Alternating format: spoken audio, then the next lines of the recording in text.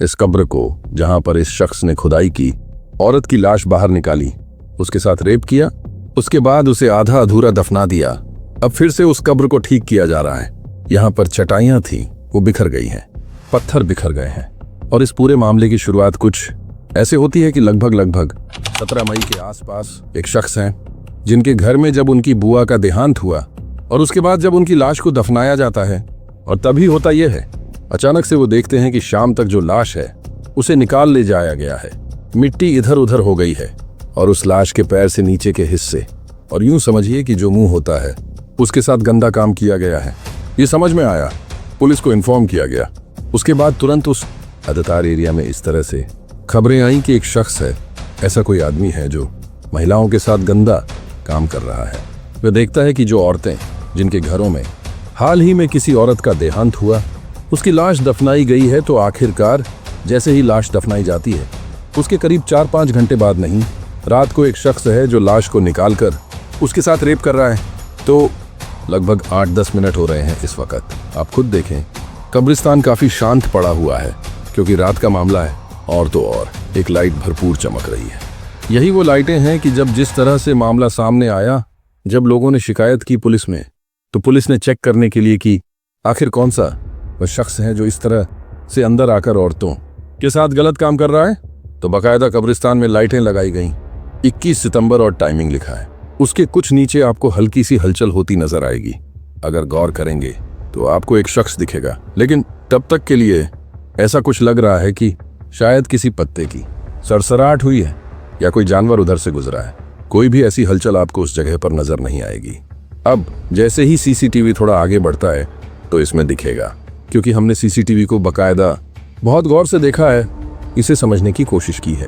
उसी तरह से मैं आपको भी समझाने की कोशिश कर रहा हूं कि जैसे ही समय थोड़ा बीतता है, ये शख्स थोड़ा सा आगे बढ़ने की कोशिश कर ही रहा होता है कि इसकी नज़र पड़ती है कि सामने सीसीटीवी कैमरा है और साथ लाइट बहुत तेज है। अब इसको समझ में आता है कि जैसे ही आगे बढ़ेगा, क्योंकि जब तक अंधेरे में है तब तक तो बिल्कुल हल्की सरसराहट हो रही है। जैसे मैं आपको बता रहा हूं कि सिर्फ ये लग रहा है कि शायद कोई मौजूद है। कौन मौजूद है ये पहचान पाना बहुत मुश्किल है। तो यह भी यहाँ पर सोच लेता है कि जैसे ही यह लाइट में आएगा तो पूरी तरीके से इसका चेहरा दिख जाएगा, सीसीटीवी में कैप्चर हो जाएगा, और जो इसकी बकायदा एक साजिश थी, जिस तरह से यह महिलाओं के साथ कर रहा था, उसका पर्दाफाश हो जाएगा। और इसीलिए ये बड़े ही आराम से, क्योंकि इसे उस लाश में, जो उस औरत की लाश दफनाई गई थी उस कब्र में, उसको निकालकर उसके साथ रेप करना था और अपनी दैवीय शक्तियां बढ़ानी थी। वह मैं क्यों कह रहा हूं वह भी आपको बताऊंगा, लेकिन अब जो इसने कपड़ा टांगा और जिस जगह पर छुपाया उसकी भी आपको एक तस्वीर दिखाते हैं। ये देखें, यहाँ पर गांव के लोग मौजूद हैं, खंडवा के, और ये जो कब्र के मेंटेनेंस करते हैं, जो वहां पर देखते हैं, उनको सारी चीज समझा रहे हैं कि इन्होंने जिस तरह से लाश वहां पर दफनाई थी कब्र में, और कोई रात को आकर ऐसी हरकत करके गया। तो सीसीटीवी में जो इन्होंने देखा वह बाकायदा बता रहे हैं, और साथ ही दिखा रहे हैं कि किस तरह से इसी कपड़े से, जो कपड़ा आप देख रहे हैं, और यही लाइट, यही सीसीटीवी छुपाया गया था अयूब खान के द्वारा। अब यहाँ तक सारी चीजें हो जाने के बाद जब सीसीटीवी मिल जाता है, इसके बाद पुलिस को पहली बार एक शख्स दिखाई देता है, जैसे हमने आपको दिखाया अंधेरे में, लेकिन जो 21 सितंबर की शाम 6 बजे का है, यानी उस वक्त लाइट थी और इस आदमी का चेहरा दिख रहा है। अब उस वक्त क्या होता है कि जब पुलिस उसका और रात वाले सीसीटीवी का मिलान करती है तो लगभग चेहरा सेम दिखता है। अब होता दरअसल ये है कि पुलिस की जो टीम है बाकायदा सोशल मीडिया पर हर कहीं, क्योंकि हर एक शख्स चाहता था कि इस आदमी के बारे में पता लगे जो लाशों के साथ गलत काम कर रहा है, तो ऐसे में सोशल मीडिया पर इश्तिहार दिया गया, हर जगह दिखाया गया कि ऐसा कोई भी आदमी आपको दिखे तो बताइए। तो होते होता ऐसा है कि पुलिस की टीम में से एक शख्स बोलता है कि सर, ये तो रजिस्टर्ड अपराधी है, इसका नाम अयूब खान है और ये हाल ही में जेल से छूटा है। अब पुलिस जो टीम जांच कर रही थी, उनको अपनी एक टीम मेंबर से जब ये सारी जानकारी मिलती है, वो फाइल खंगालते हैं तो पता लगता है 50 साल का जो अयूब खान है वह आदतन अपराधी है। इस पर 11 और मामले दर्ज हैं, और तो और ये भी पता लगता है कि इसने अपनी दोनों पत्नियों का कत्ल भी किया है। दरअसल अयूब खान ने अपनी एक बीवी को कुएं में गिराकर डुबोकर मारा और दूसरी को जिंदा जला दिया, जिसके बाद इसको उम्र कैद की सजा दी जाती है और 15 साल यह जेल में रहता है। और हाल ही में 15 मई साल 2025 को ही यह अपनी सजा पूरी करके वापस जेल से बाहर छूट कर आता है। अब देखिए, 15 को यह बाहर आया और 17 को यानी 17 मई को ही कब्र के अंदर ऐसी ऐसी चीजें होनी शुरू हो गई। कब्रिस्तान में जो लाशें हैं उनको निकाला जाने लगा, उनके साथ गंदे काम किए जाने लगे और तब जाकर इसकी पूरी पोल खुलती है और पुलिस इसे अरेस्ट करती है। और अरेस्ट करने के बाद जब इससे पूछा भी जाता है कि तुमने ये सारी चीजें क्यों की, इसके पीछे मकसद क्या था, तो और क्या चीजें हो सकती हैं, कौन सी ऐसी बीमारी है, किस वजह से यह ऐसा कर रहा था, वह भी आपको बताएंगे। लेकिन ये पुलिस को बोलता है कि जब यह जेल में बंद था तो एक शख्स ने इसे तांत्रिक क्रिया सिखाई थी और उसी से उसने बताया था कि अगर तुम ऐसा कुछ करोगे, औरतों की लाश के साथ कब्र से निकालकर उनकी लाशों के साथ रेप करोगे, तो तुम्हारी जो पावर है वह बढ़ जाएगी, और इसलिए ऐसा काम कर रहा था। हालांकि पुलिस को इसने सारी चीजें बताई हैं, लेकिन इसके पीछे कुछ और वजहें भी हो सकती हैं। किसी और वजह से भी यह शख्स ऐसी हरकतें कर रहा है क्योंकि वह आदतन अपराधी है। लेकिन जब इसे पुलिस अरेस्ट करती है और इससे पूछताछ की जाती है तो एक बार आप सुनिए कि यह उस वक्त जो मीडिया पर्सन्स इससे बात कर रहे हैं तो कैसे रिएक्ट कर रहा है और मीडिया वालों ने उस वक्त इससे क्या कहा। अब यहाँ पर आपको यह लग सकता है कि यह जो अपराधी है ये बड़ा मासूम है, रिपोर्टर्स इसको छेड़ रहे हैं। छेड़ नहीं रहा कोई, क्योंकि यह जो अपराधी है इतना शातिर है कि जानबूझकर अमावस्या की रात को चुनता, ताकि अगर किसी को शक भी हो तो लोगों को यह लगे कि कोई कहें, या तो साफ तौर पर कहें कि हिंदू पक्ष का कोई अपराधी होगा जो आकर एक तरीके से तंत्र मंत्र के लिए ये सारी क्रियाएं कर रहा होगा। तो इसका एक मकसद यह भी था कि पुलिस बहकावे में आकर उसकी जांचबीन हो, वह कभी भी शक अयूब खान पर न जाए, और इसलिए यह जानबूझकर रात के अंधेरे में, अमावस्या की रात को जहां पर रोशनी बिल्कुल भी नहीं होती चांद की, उस वक्त ये रात के अंधेरे में बिना टॉर्च के, बिना किसी रोशनी के, यह अपने शिकार को पहले ही दिन में पक्का कर लेता और रात होते ही अपनी हवस की आग थी उसे बुझाने की कोशिश में लग जाता।